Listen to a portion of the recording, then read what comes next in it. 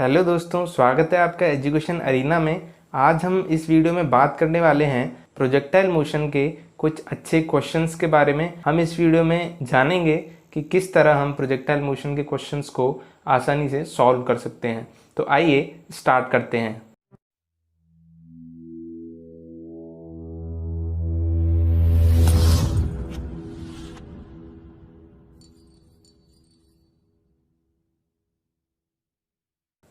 तो दोस्तों, जैसा आप स्क्रीन पर देख सकते हैं, मैंने प्रोजेक्टाइल मोशन के क्वेश्चंस को दो लेवल्स में बांट दिया है। पहले लेवल में नॉर्मल लेवल क्वेश्चंस हैं और दूसरे लेवल में एडवांस लेवल क्वेश्चंस हैं। यहाँ पे नॉर्मल लेवल में हम कुछ आसान कॉन्सेप्चुअल क्वेश्चंस को डिस्कस करेंगे और एडवांस लेवल में हम क्वेश्चंस का लेवल थोड़ा और अच्छा रखेंगे, जिससे कि आप प्रोजेक्टाइल मोशन के किसी भी क्वेश्चन को आसानी से सॉल्व कर पाएं। तो चलिए पहले हम नॉर्मल लेवल के क्वेश्चंस को स्टार्ट करते हैं। तो गाइस, जैसा कि आप स्क्रीन पे देख सकते हैं, पहले क्वेश्चन में एक हेलीकॉप्टर है जो कि एक रिलीफ मिशन पे निकला हुआ है। यहाँ पे हेलीकॉप्टर हॉरिजॉन्टली u स्पीड से और ग्राउंड से h हाइट पे जा रहा है। हेलीकॉप्टर से खाने का सामान गिराया जाना है जो कि उसे विक्टिम के पास गिराना है। इस क्वेश्चन में पूछा जा रहा है कि विक्टिम से कितनी दूरी पे हेलीकॉप्टर को खाने का सामान गिरा देना चाहिए ताकि ये विक्टिम के पास में ही जाके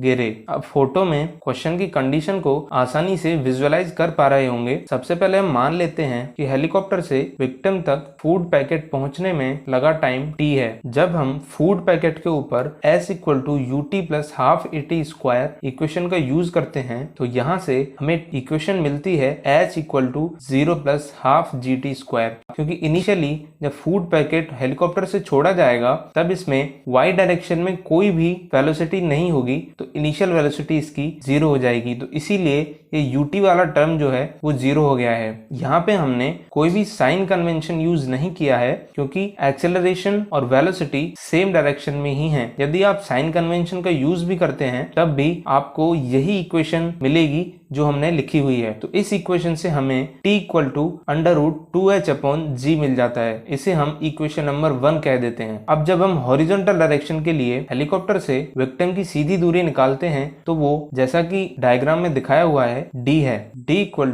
u × t लिखा जा सकता है क्योंकि distance = speed multiplied by time होता है। तो इस तरह से हम इक्वेशन नंबर 1 से टाइम की वैल्यू रख के d की वैल्यू भी निकाल सकते हैं, जो हमारे पास आई है u × √2h/g। अब ध्यान रखें, इस क्वेश्चन में हमें विक्टिम और हेलीकॉप्टर के बीच का डिस्टेंस पूछा गया है, तो हमें यहाँ √d² + h² निकालना होगा। तो यहाँ पे d और h की वैल्यू रख के हम टोटल डिस्टेंस सीधा निकाल सकते हैं, जो है √2u² h/g + h²। चलिए अब हम दूसरे क्वेश्चन की तरफ बढ़ते हैं। दूसरे क्वेश्चन में हमें एक कंडीशन दी हुई है। एक बैट्समैन है जो कि एक बॉल को हिट करता है। हिट करने के बाद जब बॉल हवा में ऊपर उठती है तो इनिशियली वो ग्राउंड से 37 डिग्री का एंगल बनाती है। तो इस क्वेश्चन में पूछा जा रहा है, एक फील्डर पॉइंट P पे खड़ा हुआ है और उसको वो बॉल हवा में ही कैच करनी है। तो उस फील्डर की मिनिमम वेलोसिटी हमको फाइंड आउट करनी है, जिससे कि पॉइंट बी पर जाकर वो बॉल को हवा में ही कैच कर सके। यहाँ पे प्लेयर की हाइट हम नेग्लेक्ट कर सकते हैं, ऐसा इसमें दिया हुआ है। तो इस क्वेश्चन को सॉल्व करने के लिए हमें सबसे पहले टाइम ऑफ फ्लाइट निकालना होगा। टाइम ऑफ फ्लाइट का फॉर्मूला 2u sin θ/g होता है। इनिशियल वेलोसिटी 15 मीटर पर सेकंड दिया हुआ है और हॉरिजॉन्टल से एंगल जो कि 37 डिग्री है उसकी वैल्यू रख के हम यहाँ पे टाइम आसानी से निकाल सकते हैं, जो कि 1.8 सेकंड आ जाता है। तो प्लेयर के पास 1.8 सेकंड है यदि वो इस बॉल को हवा में ही पकड़ना चाहता है। यदि प्लेयर 1.8 सेकंड या उससे कम समय में पॉइंट बी पर पहुंच जाता है तो वो बॉल को आसानी से कैच कर लेगा। तो हम simply speed = distance upon time का फॉर्मूला यूज करके उस प्लेयर की मिनिमम स्पीड फाइंड कर सकते हैं। तो यहाँ पे पॉइंट P एंड B के बीच की डिस्टेंस हमें 9 मीटर दी हुई है और टाइम हमने अभी टाइम ऑफ फ्लाइट की मदद से निकाला है, जो कि 1.8 सेकंड है। यहाँ पे जब हम वो टाइम पुट करते हैं तो हमारे पास स्पीड आ जाती है 5 मीटर पर सेकंड। तो ये वो मिनिमम स्पीड है जिससे कि फील्डर दौड़कर बॉल को हवा में ही कैच कर सकता है। अगर इससे कम स्पीड से प्लेयर भागेगा तो वो समय पे बी पे नहीं पहुंच पाएगा और कैच ड्रॉप हो जाएगा। चलिए नेक्स्ट क्वेश्चन की तरफ चलते हैं। नेक्स्ट क्वेश्चन में हमसे पूछा जा रहा है कि एक पार्टिकल जिसको कि स्पीड u से थीटा एंगल से t इक्वल टू 0 पर प्रोजेक्ट किया जाता है, तो कितने टाइम के बाद उस पार्टिकल की वेलोसिटी इसकी इनिशियल वेलोसिटी के परपेंडिकुलर हो जाएगी। फोटो में जैसे कि आप देख सकते हैं, एक पॉइंट पे जाके पार्टिकल की वेलोसिटी इनिशियल वेलोसिटी के परपेंडिकुलर हो जाती है। यहाँ पे हमने वेक्टर डॉट प्रोडक्ट का यूज किया है क्योंकि वेलोसिटी एक वेक्टर क्वांटिटी होती है और किन्हीं भी दो वेक्टर्स का डॉट प्रोडक्ट हमेशा 0 आता है यदि वो एक दूसरे के परपेंडिकुलर होते हैं। तो यहाँ पे इक्वेशन नंबर 1 में हमने यही चीज बताई है कि vector u dot vector b equal to 0 होगा, क्योंकि क्वेश्चन में ऐसा दिया है कि ये परपेंडिकुलर होने चाहिए। तो सबसे पहले हम वेक्टर u और वेक्टर b को कंपोनेंट्स में तोड़ लेते हैं। वेक्टर u का x एक्सिस के along component u cos theta होगा और y एक्सिस के along component u sin theta होगा। जैसा कि हम जानते हैं किसी भी सिंपल प्रोजेक्टाइल मोशन के केस में हमेशा पार्टिकल की वेलोसिटी का x कंपोनेंट है वो सेम ही रहता है। तो इसीलिए जब हम v के कंपोनेंट्स यहाँ पे लिखेंगे तो x एक्सिस के अलोंग कंपोनेंट सेम ही रहेगा जैसे कि इनिशियल वेलोसिटी के लिए था। पर जब हम y डायरेक्शन के कंपोनेंट की बात करेंगे तो हमें टाइम t मानना होगा। यहाँ पे y डायरेक्शन में हम v equal to u plus a t equation का यूज करके y डायरेक्शन के लिए v का कंपोनेंट आसानी से निकाल सकते हैं। तो जो इनिशियल वेलोसिटी थी पार्टिकल की वो u sin थीटा थी, क्योंकि एक्सेलरेशन नेगेटिव डायरेक्शन में है और इनिशियली वेलोसिटी पॉजिटिव डायरेक्शन में थी, तो यहाँ पे माइनस g का यूज हुआ है और टाइम वो है परपेंडिकुलर होने तक में लगा है। तो यहाँ से हमें v का y कंपोनेंट मिल जाता है जो कि u sin theta minus g t है। तो इस तरह हम vector v equal to u cos theta i cap plus u sin theta minus g t j cap लिख सकते हैं। u और v की दोनों वैल्यूज को हम उठा के इक्वेशन नंबर 1 में पुट कर देते हैं। इक्वेशन नंबर 1 में रखने के बाद हमें डॉट प्रोडक्ट करना होता है। डॉट प्रोडक्ट में एक खासियत ये होती है कि आई कैप का जब हम आई कैप के साथ मल्टीप्लाई करते हैं तब हमें 1 मिलता है, पर अगर आई कैप का किसी और यूनिट वेक्टर यानी जे कैप या के कैप के साथ मल्टीप्लाई किया जाता है तो वो 0 बन जाता है। तो हमें इस डॉट प्रोडक्ट में केवल आई कैप वाले कंपोनेंट को आई कैप वाले कंपोनेंट से ही गुणा करना है, क्योंकि बाकी सब गुणा होके 0 बनने वाला है। तो इस तरह हमें u square cos square theta plus u square sine square theta minus u g t sine theta equal to 0 मिल जाता है, क्योंकि हम जानते हैं कि sine square theta plus cos square theta equal to 1 होता है। तो यहाँ से नेक्स्ट स्टेप में हम directly u square minus u t g sine theta equal to 0 लिख सकते हैं और यहाँ से हमारे पास टाइम आ जाता है u upon sine theta into g. तो इतने टाइम के बाद पार्टिकल की वेलोसिटी इनिशियल वेलोसिटी के परपेंडिकुलर हो जाएगी। अब हम नेक्स्ट क्वेश्चन की बात करते हैं। नेक्स्ट क्वेश्चन में हमें प्रूव करना है एक सिंपल प्रोजेक्टाइल में जो मैक्सिमम रेंज होती है वो मैक्सिमम हाइट की 4 गुना होती है। इस क्वेश्चन में एक सेकंड पार्ट भी पूछा हुआ है कि अगर किसी प्रोजेक्टाइल में रेंज 50 मीटर हो और हाइट 10 मीटर हो तो इसका प्रोजेक्शन एंगल कितना होगा। तो सबसे पहले हम पार्ट 1 सॉल्व करते हैं जिसमें कि हमसे प्रूफ मांगा गया है। तो हम जानते हैं कि किसी सिंपल प्रोजेक्टाइल की रेंज का formula r equal to u square sine 2 theta upon g होता है और मैक्सिमम हाइट का formula q square sine square theta upon 2g होता है। क्योंकि क्वेश्चन में मैक्सिमम रेंज के बारे में बात की गई है तो हमें थीटा इक्वल टू 45 पुट करना होगा ताकि हम मैक्सिमम रेंज फाइंड कर सकें। हमने इसके बारे में हमारी पुरानी वीडियो में डिस्कस किया था। यदि आपको क्वेश्चंस को समझने में थोड़ी सी भी दिक्कत आ रही है तो आप आई बटन में जाके हमारी पुरानी वीडियो को देख सकते हैं, उससे आपको हमारी इस वीडियो के क्वेश्चंस बहुत आसानी से समझ में आ जाएंगे। तो यहाँ पे हमने theta equal to 45 degree put किया है और r बाई एच निकाला है। यहाँ पे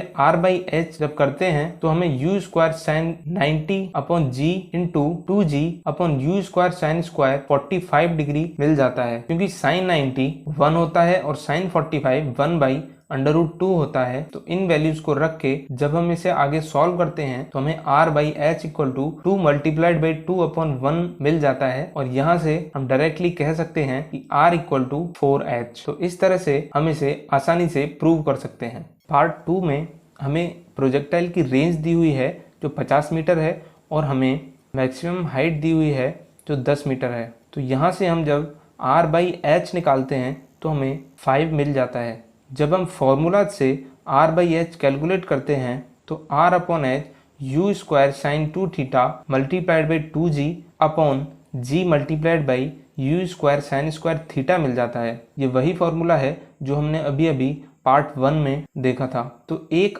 R/H की वैल्यू हमारे पास फॉर्मूले से आई है और एक R/H हमें गिवन है। तो जब हम दोनों को इक्वेट करते हैं तो हमें 5 = u square sine 2 theta multiplied by 2g upon g multiplied by u square sine square theta मिल जाता है। जैसा कि हम जानते हैं कि साइन 2 थीटा को 2 sign theta into cos theta में लिखा जा सकता है। तो इसी के अकॉर्डिंग आगे हम इस फॉर्मूले का यूज करके इसे सॉल्व करते हैं। तो ऊपर और नीचे से साइन थीटा कैंसिल आउट हो जाता है और हमारे पास बचता है 5 = 4 tan थीटा। यहाँ से tan थीटा की वैल्यू 5/4 मिल जाती है और थीटा की वैल्यू tan इनवर्स 5/4 आ जाती है। तो हमसे पार्ट 2 में प्रोजेक्शन एंगल पूछा गया था, तो प्रोजेक्शन एंगल tan इनवर्स 5/4 हो जाएगा। नेक्स्ट क्वेश्चन में हमें बताया गया है कि एक बॉल पॉइंट O से हॉरिजॉन्टली 20 मीटर पर सेकंड की स्पीड से फेंकी जाती है और 2 सेकंड बाद दिया हुआ है प्लेन वैल्यू परपेंडिकुलरली x बताई जाती है। तो यहाँ पे इंक्लिनेशन x की वैल्यू